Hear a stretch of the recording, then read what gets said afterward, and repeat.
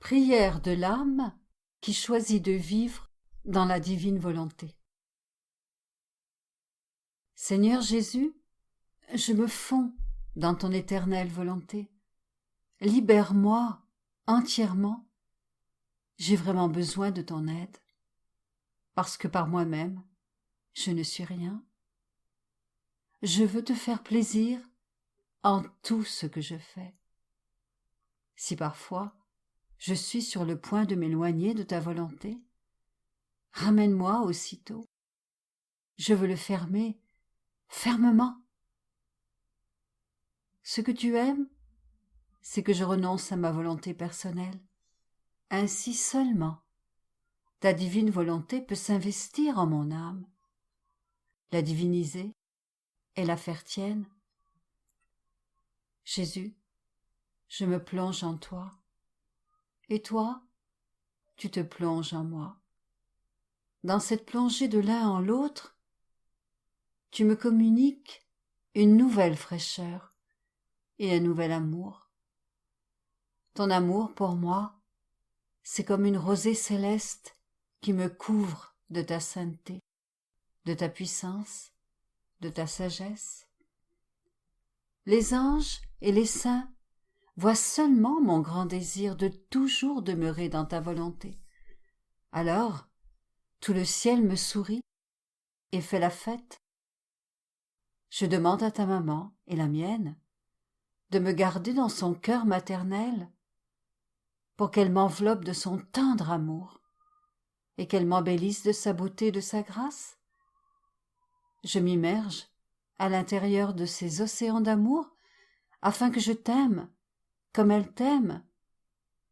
Je m'immerge à l'intérieur de ces océans d'adoration afin de t'adorer en ces océans d'adoration. Pour toi, ce n'est pas important que mon acte soit naturel ou spirituel, petit ou grand. Ce qui compte à tes yeux, c'est un acte fait dans ta volonté. Tu utilises même l'acte le plus insignifiant pour accomplir les plus grandes merveilles.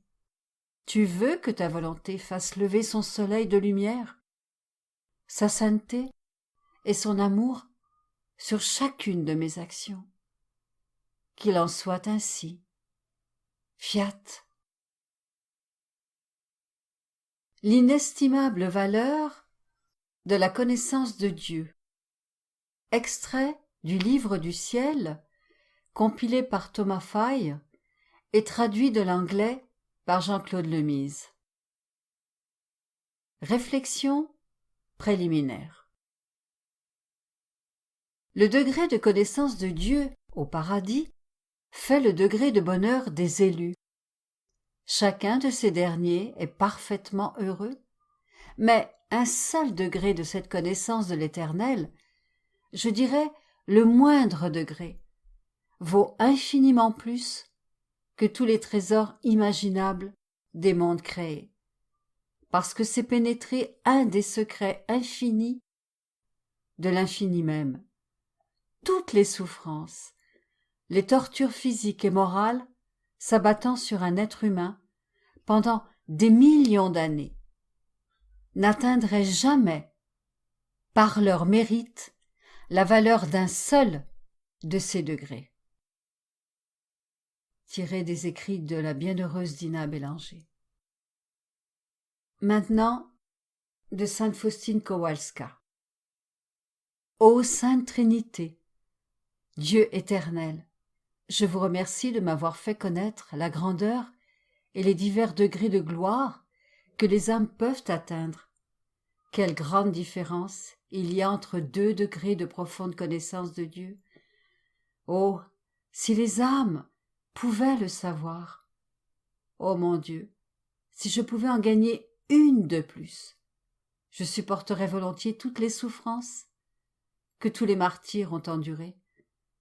À ce moment, j'ai pris conscience de la grande majesté de Dieu, et j'ai compris que rien ne peut être comparé à un seul acte de connaissance de Dieu. La grandeur extérieure se trouve réduite en poussière par un seul acte de plus profonde connaissance de Dieu. Maintenant, de la servante du Seigneur Vousapicaretta. Si tu savais ce que signifie en connaître davantage sur ma volonté, accomplir un acte de plus en elle, demeurer en elle, agir dans ma volonté, connue, où la créature est déjà établie, la fonction, la beauté, la supériorité de chaque créature, oh, comme tu apprécierais davantage les différents niveaux de connaissance que je t'ai révélés concernant ma volonté.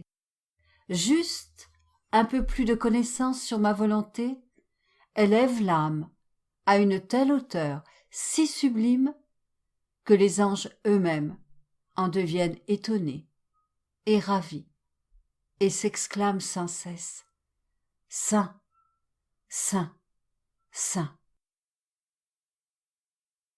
Continuons.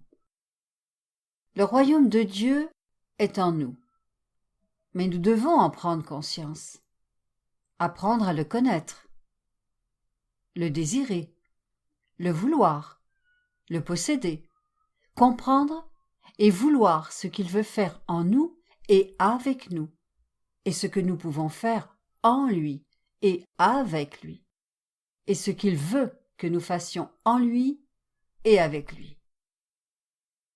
Pour l'obtenir, nous devons, premièrement, le connaître, c'est-à-dire croître en connaissance. Deuxièmement, le vouloir, c'est-à-dire croître en désir. Troisièmement, l'apprécier, c'est-à-dire croître en action de grâce. Rien ne surpasse l'amour. Jésus dit à Louisa, « Ma fille, il n'y a rien qui surpasse l'amour, ni le savoir, ni la dignité, et encore moins la noblesse. Au plus, les personnes bien intentionnées, qui utilisent ces choses pour spéculer à mon sujet, arrivent à améliorer quelque peu leur connaissance sur moi. Mais qu'est-ce qui conduit l'âme à faire de moi sa propriété? L'amour, qui même me dévore et trouve mon être identifié à chaque particule de son être.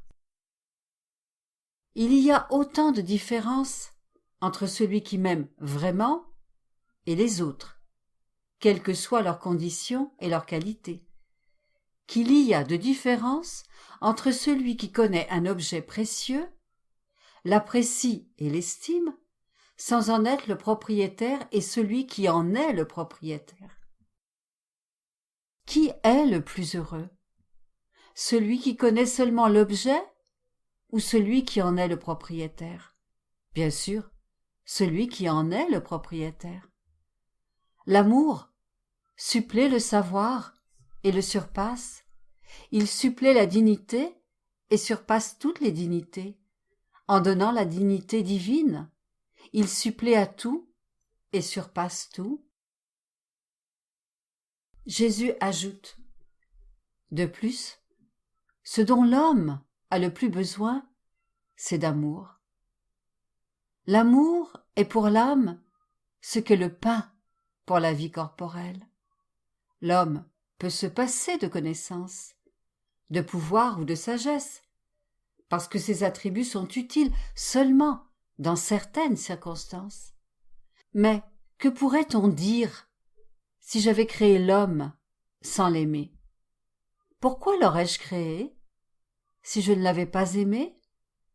Ce serait un déshonneur pour moi, un acte indigne de moi, puisque ma principale fonction est d'aimer. Et que deviendrait l'homme s'il n'avait pas en lui le fondement de l'amour? S'il ne pouvait pas aimer? Il serait comme une brute et ne mériterait même pas un regard.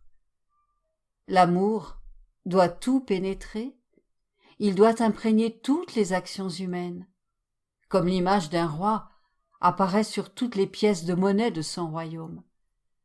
Si une pièce ne porte pas l'effigie du roi, elle n'est pas acceptée par les sujets du roi. Pareillement, si une action n'est pas inspirée par l'amour, je ne peux la reconnaître comme mienne. La connaissance de soi est nécessaire, et Jésus continue d'instruire Louisa. Cette noblesse, c'est-à-dire notre noblesse comme membre de la famille du grand roi, t'habitera si de temps en temps tu essayes d'entrer dans ton néant, c'est-à-dire si tu atteins la parfaite connaissance de toi-même. Tu ne dois pas t'arrêter là, parce qu'après avoir reconnu ton néant, je veux que tu disparaisses totalement en moi. Tu dois faire tout ce que tu peux pour entrer dans la puissance infinie de ma volonté. Par là, tu attireras sur toi toutes les grâces dont tu auras besoin pour t'élever en moi, afin de tout faire avec moi, sans référence à toi-même.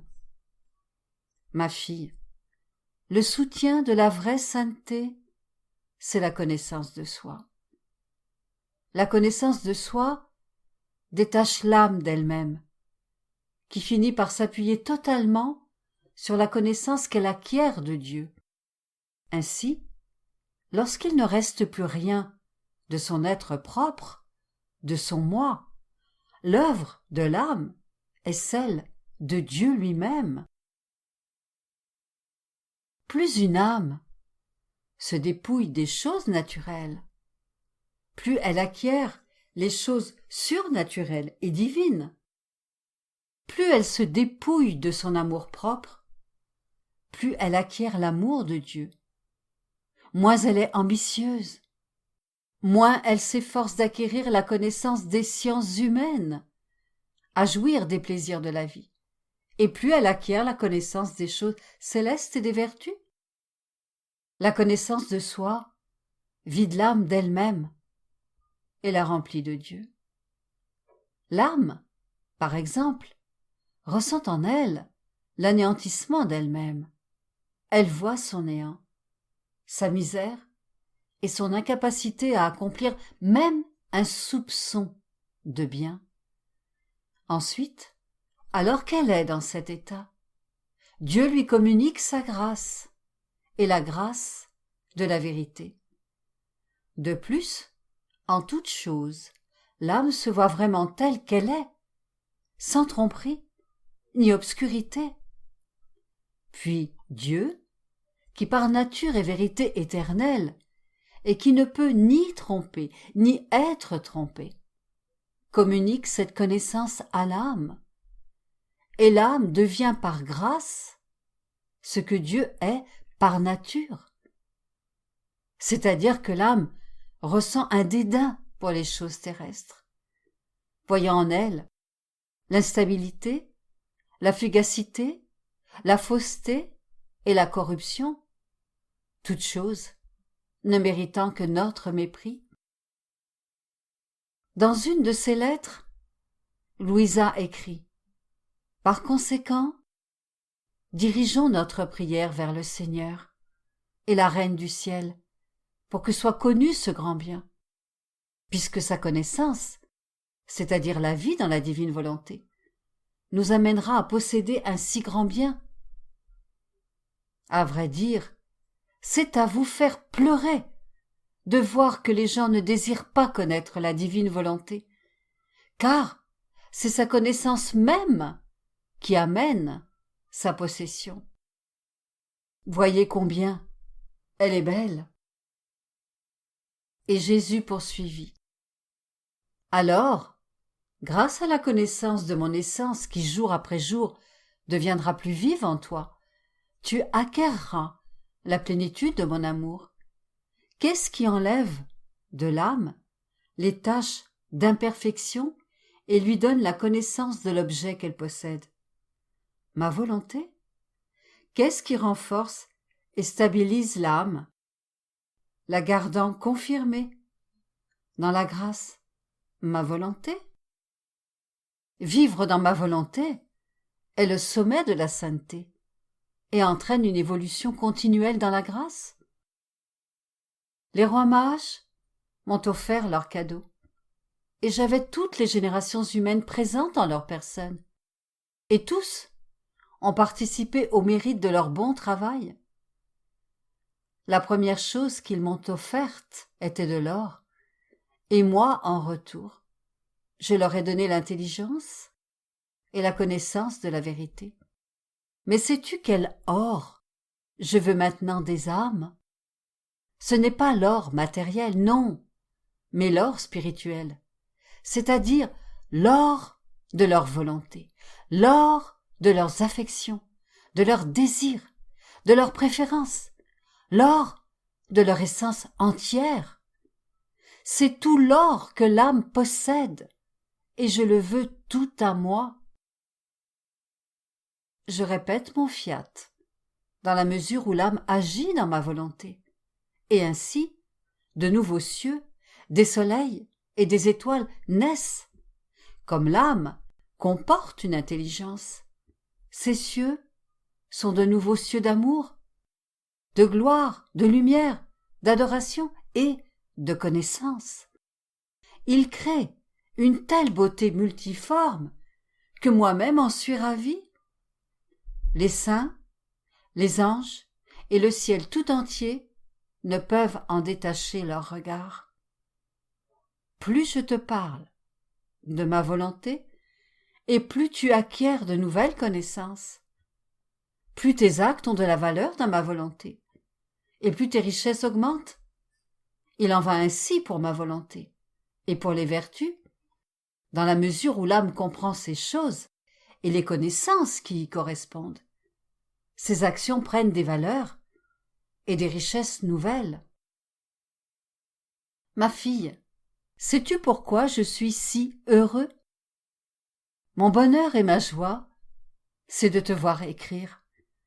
À travers les mots que tu écris, je vois émerger ma gloire, ma vie, la lumière de ma divinité, la puissance de ma volonté, la satisfaction de mon amour, la connaissance sans cesse grandissante de moi-même par les créatures.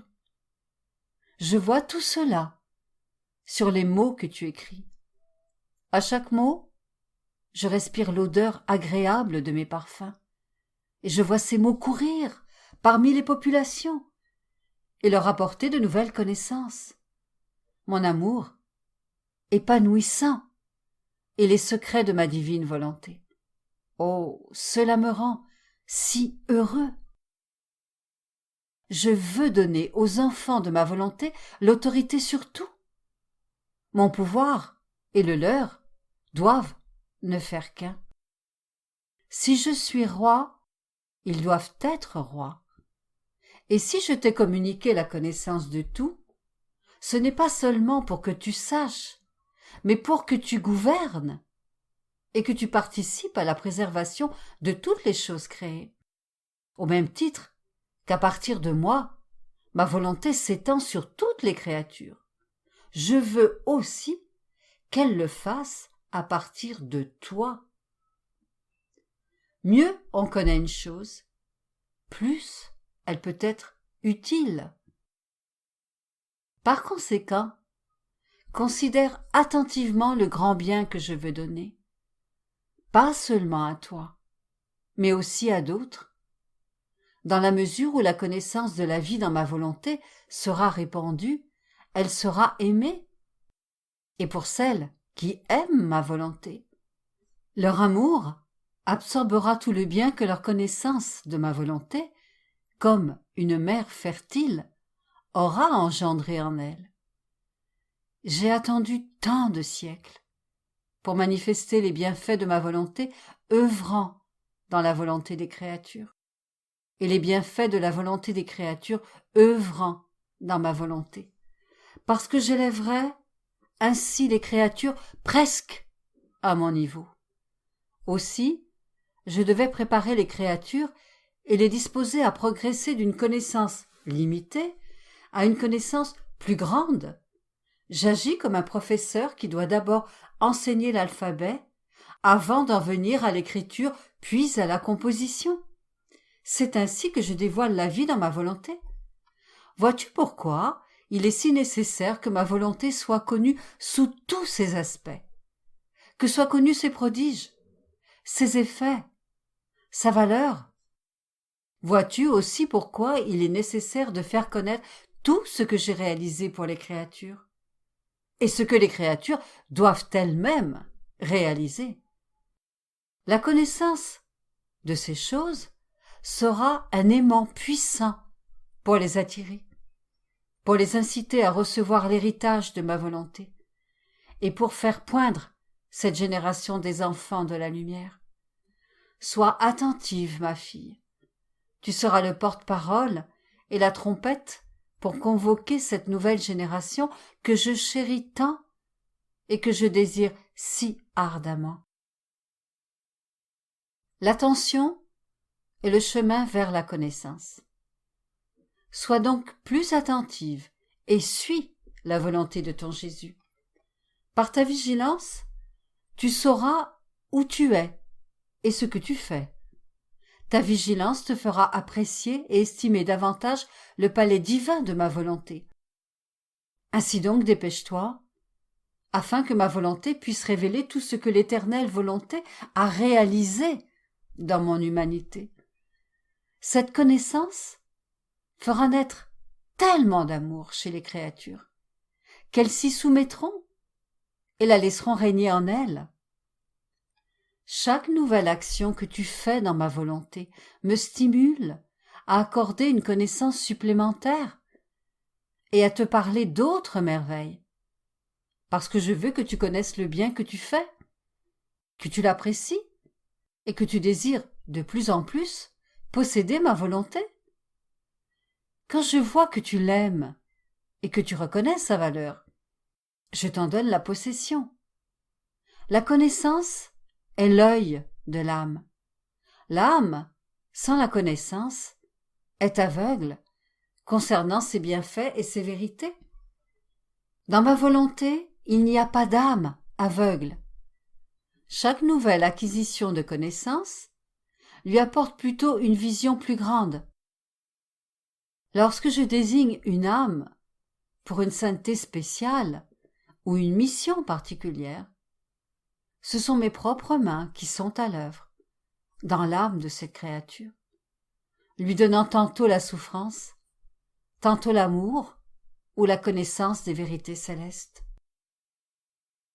Pour que ma volonté soit aimée et désirée, il faut qu'elle soit connue. Par conséquent, sois attentive et reçois-la en toi, de sorte que, comme une deuxième mère, tu puisses préparer la nourriture de nos enfants. En faisant cela, tu imiteras ma maman. Un jour, Louisa dit « Je fus tellement immergée dans la divine volonté que je me sentais comme dans une immense mer. Mon esprit y nageait et je prenais une goutte de divine volonté par-ci, une autre par-là. Les connaissances, à son sujet, se déversaient tellement en moi que je n'avais pas la capacité de toutes les recevoir. Je me suis dit, combien profonde, haute, immense et sainte est ta volonté, ô mon Jésus. Jésus ajouta, sais-tu pourquoi il y a différents cœurs d'anges, l'un supérieur à l'autre?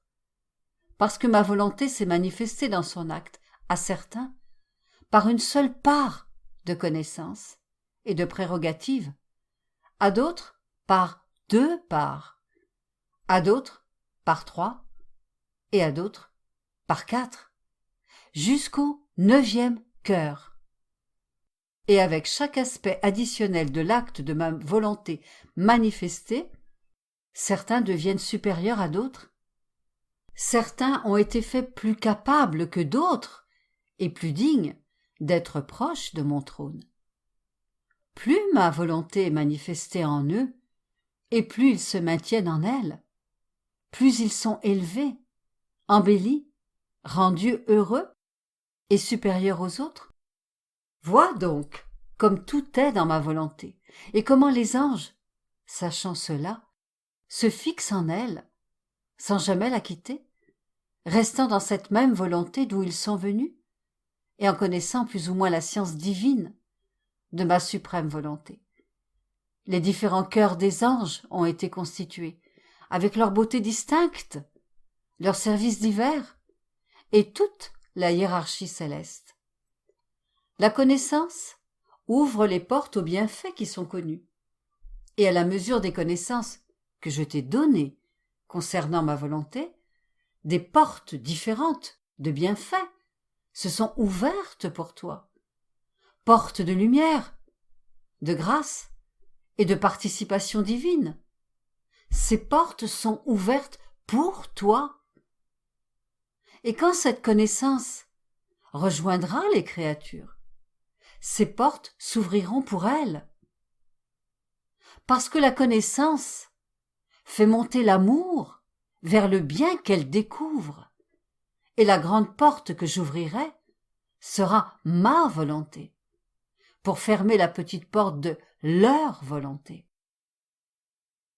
Ma volonté leur fait abhorrer la leur, parce que, en présence de ma volonté, la volonté humaine est incapable d'agir. Avec la lumière de la mienne, les créatures voient combien insignifiante et sans valeur est la leur. Ainsi on peut dire que, créé par Dieu, il, Adam, était doué de toutes les sciences.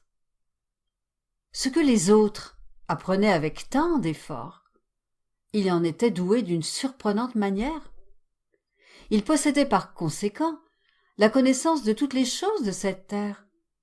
Il possédait la science de toutes les plantes, de toutes les herbes et de toutes leurs propriétés. Il avait la science de toutes les espèces d'animaux et de la façon de les utiliser. Il avait la science de la musique, du chant, de l'écriture, de la médecine, en somme, de toutes choses. Si chaque génération possédait sa propre science, Adam les possédait toutes. Par conséquent, le signe avant-coureur du don que je veux faire à la créature de ma volonté, c'est la connaissance de cette volonté. La connaissance prépare la voie. La connaissance est comme le contrat que je veux établir pour le don que je désire accorder. Car, plus il entre de connaissance dans l'âme, plus elle est stimulée à désirer le don et à inviter le divin signataire à apposer sa signature finale pour que le don vienne de lui et que l'âme le possède. Ainsi, en ces temps, le signe que je veux faire le don de ma volonté, c'est la connaissance de cette volonté. Par conséquent, sois attentive et ne t'écarte en rien de ce que je t'ai manifesté concernant ma volonté, si tu veux que j'appose ma signature finale sur le don que je languis de faire aux créatures. Ma fille, nouvelle-née dans ma suprême volonté, il est juste que tu prennes part aux béatitudes, aux joies et à la félicité de celui qui t'a amené à la lumière. Toutes ces flammes que tu vois dans la mer interminable de ma volonté sont des symboles des béatitudes, des joies et des félicités secrètes qu'elle contient. Les secrets de Dieu, la plénitude de la connaissance que contient la volonté éternelle, n'ayant pas encore été manifestés, et en l'absence des dispositions convenables chez les créatures pour que leur soient manifestées toutes ces béatitudes. Ces secrets sont ad intra dans la divinité, dans l'attente d'être communiqués à quiconque naîtra, vivra et fera sa vie dans notre volonté, sans aucune interruption. Sa volonté étant une avec la nôtre, toutes les portes divines sont ouvertes, et nos secrets les plus intimes lui sont dévoilés. Les joies et les béatitudes sont partagées en commun avec la créature, pour autant que cela lui soit possible et qu'elle en soit capable. Ma fille, toutes les choses que je fais dans une âme, oh, combien elles surpassent tout ce que j'ai fait dans la création. Chaque connaissance de mes perfections que je manifeste, chaque vérité qui se rapporte à la divinité est un ciel nouveau que j'étends dans l'âme. En donnant cette connaissance, attirée par ses prodiges, par sa beauté, sa sainteté et par le très grand bien pouvant leur advenir, les créatures peuvent, avec un amour total, se soumettre à son empire. Si bien que la divine volonté, en formant son royaume dans ton âme, et en se faisant connaître par sa connaissance, t'a pris par la main pour t'élever à la vie de sa lumière, de façon à former ta vie en elle. Tout ce que je t'ai dit sur elle, la connaissance que je t'en ai donnée, la manière et la façon de vivre dans ma volonté, te faisant savoir combien elle veut et soupire que l'homme retourne dans ses bras pour entrer à nouveau, comme à son commencement, dans la volonté suprême d'où il est sorti. Certainement, ma fille, si personne n'avait su que j'étais venue sur terre, la rédemption aurait été une chose morte et sans effet pour les créatures. Ainsi, la connaissance a donné la vie à ses fruits. Il en sera ainsi pour ma volonté. La connaissance donnera la vie aux fruits de ma volonté. Personne ne possède un bien, une propriété, sans les connaître. Et en supposant que quelqu'un les posséderait sans le savoir, ce bien serait pour lui comme mort, car il lui manque la vie de la connaissance. Ma volonté est la chose la plus grandiose, qui enveloppe chaque créature et chaque chose, de la plus petite à la plus grande. Les créatures se perdent devant ma volonté. Les choses qui devraient être connues sur ma volonté sont si nombreuses qu'elles excèdent ce qui est connu de la création, de la rédemption, de toutes les vertus et de toutes les sciences. Il devrait y avoir un livre pour chaque chose créée, de sorte que la terre serait remplie de volumes de connaissances concernant le royaume de ma volonté, qui surpasserait le nombre de choses créées. Mais où sont ces livres? Il n'y en a pas, et l'on en connaît à peine quelque chose, alors que ce devrait être au commencement de toute connaissance, quelle qu'elle soit. Tout devrait être rempli de cette connaissance concernant ma volonté. Et s'il n'en est pas ainsi, c'est un signe que le royaume de ma volonté n'est pas connu, et par conséquent qu'il n'est pas possédé. Pourrais-tu peut-être me dire quel saint a déclaré qu'il possédait ce royaume et l'unité avec la lumière de la suprême volonté? Certainement pas. Moi-même, j'en ai peu parlé, car si j'avais voulu parler de façon détaillée du royaume de ma divine volonté et de mon désir de le former dans l'homme, tel que l'Adam innocent le possédait, c'était parler du point le plus élevé, le plus proche de Dieu, et qui se rapproche le plus de la ressemblance divine. Par conséquent, sois attentive. Ne cherche pas à restreindre ou à diminuer les biens qui sont dans ma volonté. C'est ce que tu feras si tu ne manifestes pas tout ce que je te fais connaître, parce que la connaissance est porteuse du don. Petite fille, tu le dis toi-même, combien est nécessaire la connaissance.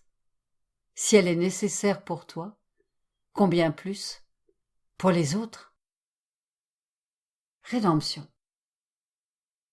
La connaissance de mes souffrances et de mon amour est un aimant, un aiguillon, une incitation, une lumière, pour attirer les âmes à prendre les remèdes et les biens qui sont en elles. Savoir combien leurs péchés et leur salut m'ont coûté, c'est une chaîne qui me lie aux créatures et évite de nouveaux péchés.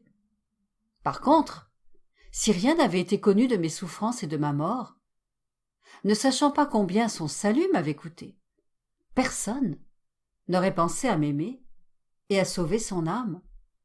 Ma fille, le royaume de ma volonté est inébranlable, et dans ses connaissances, j'ai placé assez de lumière, de grâce et d'attrait pour le rendre victorieux, de sorte que lorsqu'il sera connu, il mènera un doux combat contre la volonté humaine et elle sera conquise. Par conséquent, je ne pourrais accorder une plus grande grâce en ces temps si orageux, de descente vertigineuse dans le mal, que de faire connaître que je veux accorder le grand don du royaume du Fiat suprême, et confirmer que je le prépare en toi, avec toutes ses connaissances et ses dons, afin que rien ne manque au triomphe de ma volonté.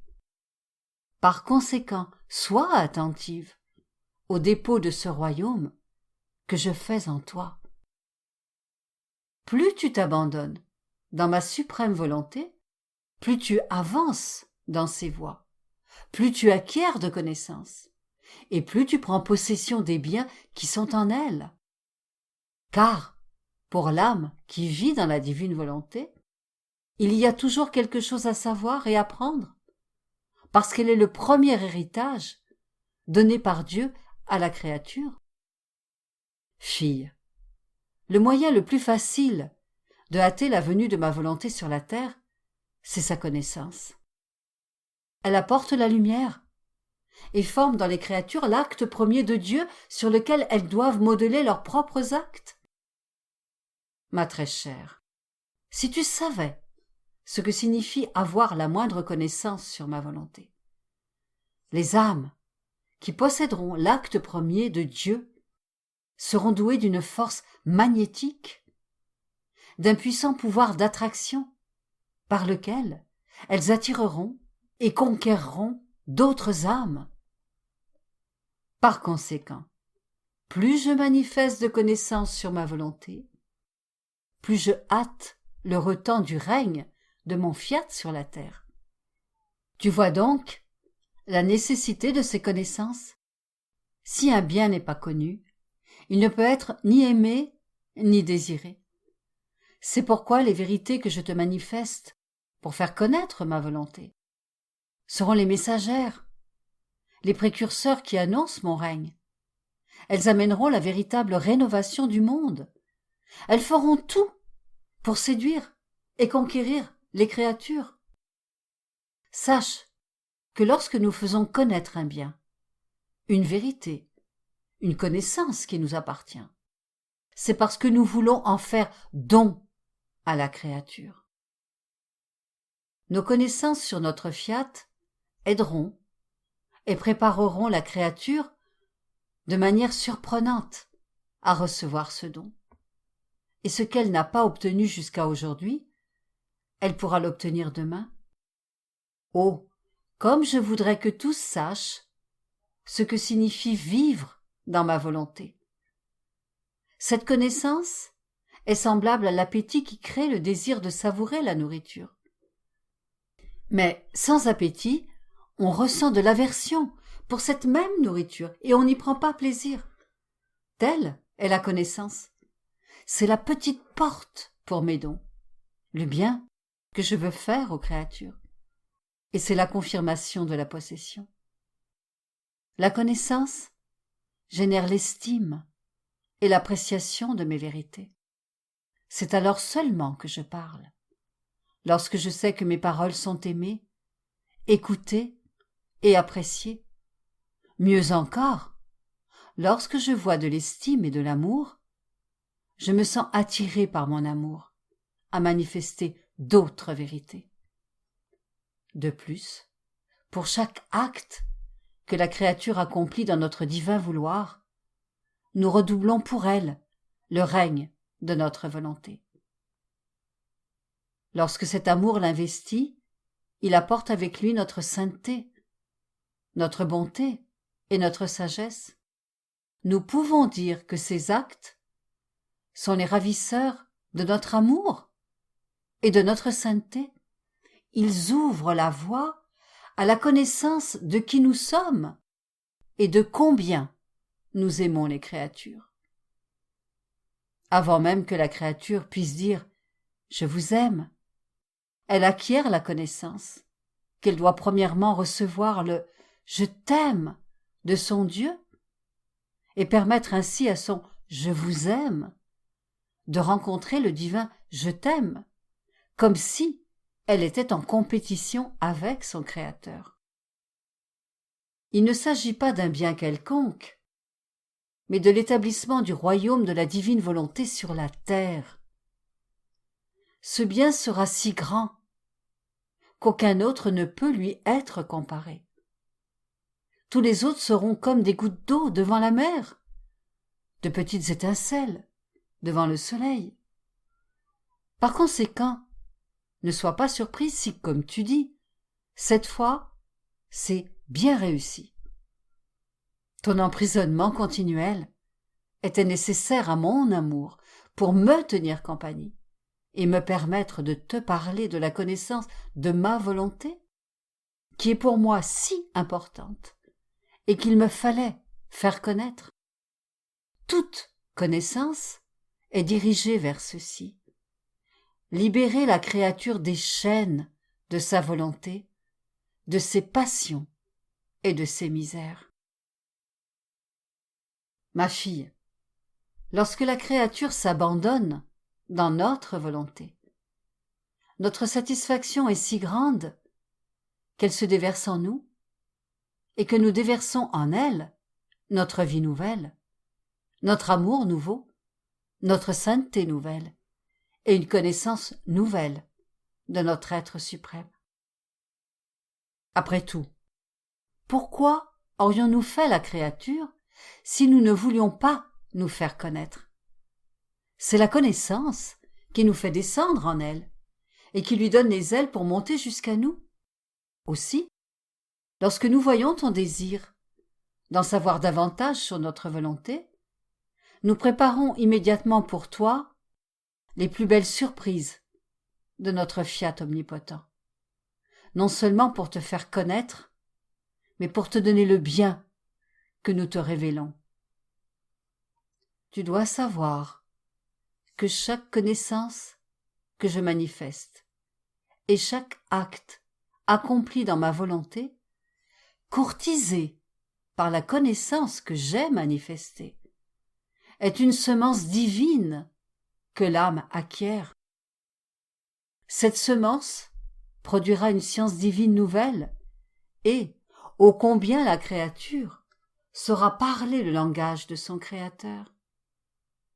Chaque vérité sera un nouveau langage céleste qui aura la vertu de se faire comprendre par celle qui l'écoute et qui veut recevoir cette semence divine. Cette semence produira une vie nouvelle de sainteté, un amour nouveau, des bontés nouvelles, des joies et des bonheurs nouveaux.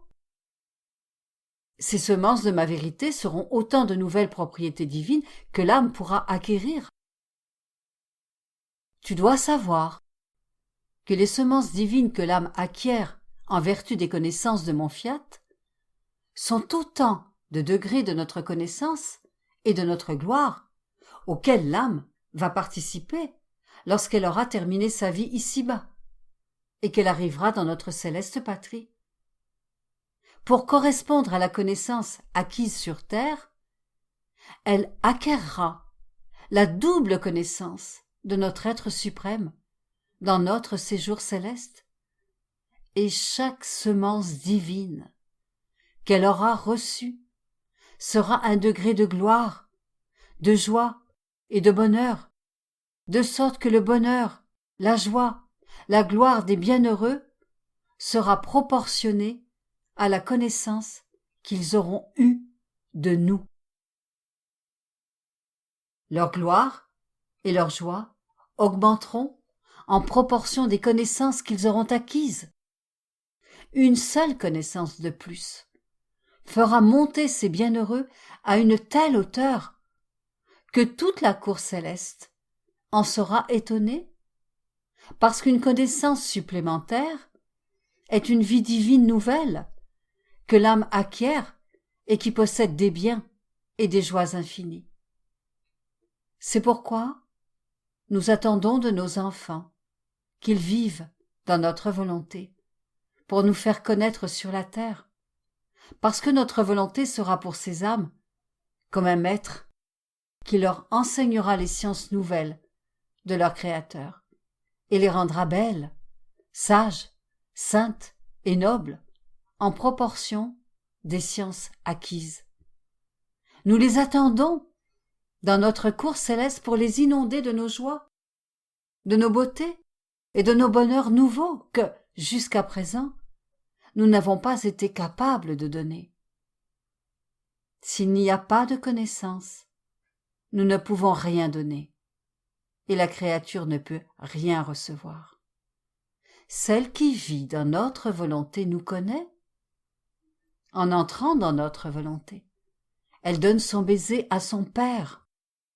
Elle l'embrasse et place autour de nous son petit amour. Et nous lui donnons nos mers d'amour. Et cette créature embrasse avec tout le ciel. Nous pouvons dire que les fêtes commencent entre cette créature et nous, entre le ciel et la terre. Nous appelons nous-mêmes bienheureuse cette créature. Et nous lui disons, tu es la plus heureuse et la plus fortunée des créatures parce que tu vis dans notre volonté. Tu vis et tu nous connais. Tu vis et tu nous aimes. Et nous te gardons cachée dans notre amour, couverte par nos bras et sous la pluie de nos grâces. Ainsi, chacune de nos vérités apporte notre vie divine dans la créature. Tel un amant qui aime et veut être aimé. Personne ne peut posséder un bien s'il ne le connaît pas. Afin d'obtenir l'intention qu'elle vive dans ma volonté, je me mets à sa disposition. Je lui donne toutes les grâces, la lumière, l'amour, la connaissance de ma volonté, de telle sorte qu'elle ressente elle-même le besoin de vivre en elle. Lorsque je veux quelque chose, et qu'elle accepte avec promptitude de faire ce que je veux, c'est moi qui pense à tout. Et si elle ne le fait pas, en raison d'une faiblesse ou de circonstances, non à cause de sa volonté ou d'un manque d'attention, je viens suppléer et faire ce qu'elle devait faire, et je lui cède ce que j'ai fait comme si c'était elle qui l'avait fait. Bienheureuse fille de ma volonté, combien je désire que l'âme vive dans notre divine volonté. Je suis si heureux lorsque l'âme répète ses actes dans ma volonté, que je lui prépare des dons nouveaux, des grâces nouvelles, un amour nouveau, une connaissance nouvelle, pour qu'elle connaisse toujours davantage ma volonté, et pour lui faire apprécier et estimer la demeure céleste dans laquelle elle a eu le grand honneur de résider. Les connaissances de la divine volonté donneront les yeux permettant la possession d'un tel bien. En se faisant voir par la créature, la connaissance se fait comprendre, afin que la créature désire le bien, et la vie que la connaissance veut lui donner. De plus, la connaissance de ma vérité se fait elle-même actrice et spectatrice pour transmettre sa vie dans la créature. Plus la créature vit dans notre volonté, plus elle pénètre dans notre famille divine, acquiert nos manières, en vient connaître nos secrets et nous ressemble davantage. Elle grandira toujours en sainteté, en beauté et en bonté. Elle acquérera toujours de nouvelles connaissances de son Créateur, parce qu'elle le sentira palpiter dans ses actes. Ma volonté se fera révélatrice. Elle dira à la créature des choses toujours nouvelles sur notre être divin, pour lui permettre d'apprécier toujours plus notre vie qu'elle possède. La connaissance fait surgir un amour nouveau, communique d'autres variétés de notre bonté. Donner à la créature une autre connaissance sur ce que nous sommes, c'est le plus grand don que nous puissions faire, et qui surpasse toute la création. Connaître nos œuvres est un don, mais en nous faisant connaître, c'est notre vie que nous donnons. C'est admettre la créature dans nos secrets. C'est le Créateur qui fait confiance à la créature. Notre volonté nourrit nos enfants avec notre propre nourriture, qui forme en eux notre sainteté. Ils sont alors embellis de notre beauté et acquièrent la grande connaissance de leur Père. Notre Fiat parle dans sa lumière et leur raconte bien des choses au sujet de leur Père, jusqu'à ce qu'ils en deviennent amoureux, au point de ne plus pouvoir vivre sans leur Père, et cela produit la ressemblance. J'étais enclose dans ma volonté, et, avec elle, j'ai enclos ma propre individualité. J'ai inclus en toi sa connaissance, ses secrets, sa lumière. J'ai rempli ton âme à sa limite, à tel point que ce que tu écris n'est rien d'autre qu'une petite partie du débordement que tu reçois de ma volonté. Et quoiqu'elle ne serve maintenant qu'à toi, avec quelques parcelles de lumière, pour certaines autres âmes, je suis content, parce que, étant lumière, elle fera son chemin d'elle-même, plus qu'un deuxième soleil, pour illuminer les générations humaines et amener nos œuvres à leur accomplissement. Que notre volonté soit faite et aimée, qu'elle règne comme vie dans la créature. Tel était le dessein de la création. C'était son commencement, et cela sera son milieu et sa fin. Chaque connaissance additionnelle de Dieu apporte à l'âme une vie divine, avec une rare beauté et un rare bonheur, chacune étant différente de l'autre. Au ciel, diverses catégories d'âmes seront distinguées par les variétés de beauté qu'elles auront acquises, certaines davantage et d'autres moins, des connaissances relatives à Dieu et à sa volonté. Chaque connaissance est une création nouvelle formée dans les âmes, des créations de bonheur et de beauté, parce que c'est une vie divine qui parcourt l'âme et apporte avec cette vie divine des nuances de divine beauté, des notes et des sons de joie, de bonheur et d'harmonie émanant du sein même de Dieu.